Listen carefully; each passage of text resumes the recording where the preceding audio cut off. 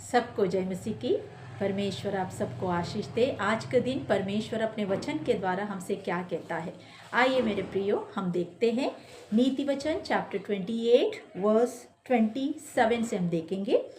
जो निर्धन को दान देता है उसे गति नहीं होती, परंतु जो उससे दृष्टि फेर लेता है वह शाप पर शाप पाता है। मेरे प्रियो, परमेश्वर का वचन आज का दिन हमसे क्या कह रहा है? जो निर्धन को दान देता है उसे कुछ भी गति नहीं होती है। मेरे प्रियो, परमेश्वर का वचन कहता है जो निर्धन को दान देता है उसे गति नहीं होती है।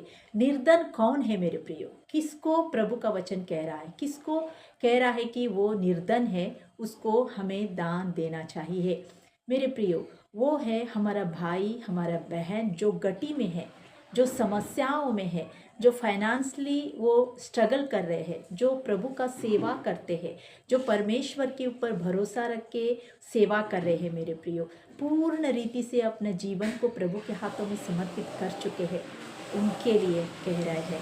और कहते हैं कि जो प्रभु के लोग हैं, जो प्रभु यीशु मसीह का फॉलो करते हैं मेरे प्रियो, क्योंकि भलाई हमको करना है। परमेश्वर का वचन कहता है तुम भलाई करने में तत्पर रहो, भलाई हमको करते रहना है।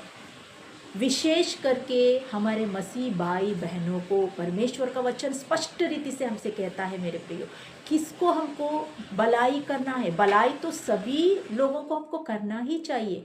जो प्रभु को जानता है या ना जानता हो, उन सभी को हमको भलाई करना है। परंतु परमेश्वर का वचन विशेष करके जोर लगाकर हमसे ये वचन कह रहा है कि हमें अपने भाई बहनों को जो मसीह में है उनको हमको क्या करना है? भलाई करना है, उनकी मदद करना है। जब वो लोग समस्या में रहते हैं, गति में रहते हैं मेरे प्रियो, जब दुख तकलीफ हम अपने आंखों से देख रहे हैं, उनको उस चीज़ का कमी है, गति है, हमको देख के, उनका समस्याओं को देख के, उनके गति को देख के, उनके परिस्थिति को देख के हमें नज़रअंदाज नहीं करना है मेरे प्रियो। प्रभु का वचन कह रहा है, प्रभु का वचन हमसे स्पष्ट रीति से कहता है, यदि हम उनको, जो निर्धन है, हमारा भाई है, हमारा बहन है, हमारा पड़ोसी है, हमारा रिश्तेदार, हमारा दोस्त है, कोई भी ऐसे परिस्थिति में पाए जाते हैं, निर्धन हो जाते हैं, समस्या ऐसा परिस्थिति उनके जीवन में आता है, उस समय हमको क्या करना है? उनके परिस्थितियों को देखकर कोई भी मांगने के लिए नहीं आता है मेरे प्रिय, मुझे गति है, मुझे समस्या है, मुझे दे दो, नहीं बोलता है। परंतु जब हम उनके परिस्थिति को देखते हैं, उनको हम देखते हैं, तो पता चल जाता है कि उनको क्या गति है, उनके क्या कमी है। जब हमको पता चल जाता है, परमेश्वर हमारे सम्मुख ऐसे लोगों को लाता है।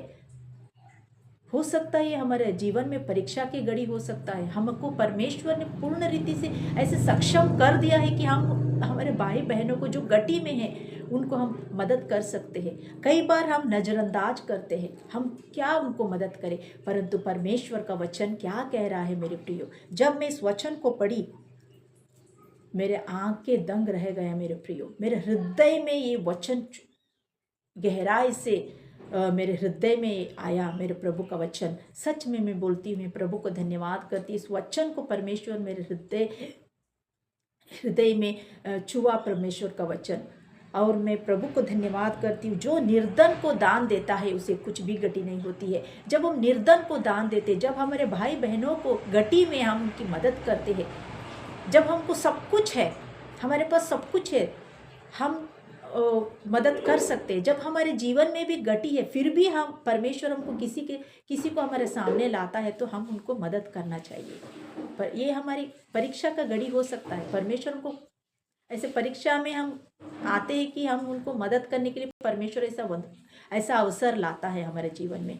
तो हमको क्या करना है? ऐसे परिस्थितियों में रहने वाले हमारे भाई बहनों को देखकर हमको नज़रअंदाज नहीं करना है, हम उनको मदद करना है। हमारे गति में भी हम उनको मदद करना है। परमेश्वर हमको किसी भी गति होने नहीं देता है। परमेश्वर का वचन कह रहा है, जो निर्धन को दान देता है उसे गति नहीं होती है, उसे कुछ भी गति नहीं होती। परमेश्वर का वचन कहता है मेरे प्रियो, क्या आप कोई भी गति में रहना चाहते हैं, या आपके जीवन में हर एक गति दूर करना चाहते हैं?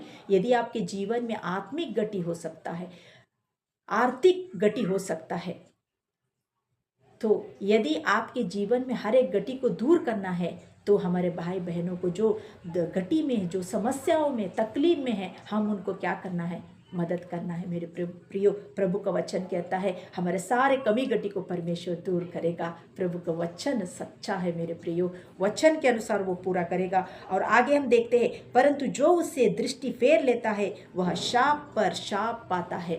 जो हम देख रहे हैं हमारे भाई बहनों को गटी में है, समस्याओं में है, यदि हम उनकी मदद नहीं करते हैं तो हमारे ऊपर हम क्या करते हैं, हम नज़रअंदाज करते हैं। हमारे भाई बहनों को गटी में रहते हुए देखकर भी हम नज़रअंदाज करते हैं, तो परमेश्वर देखता है, हमारा मन को देखता है, जांचता है वो।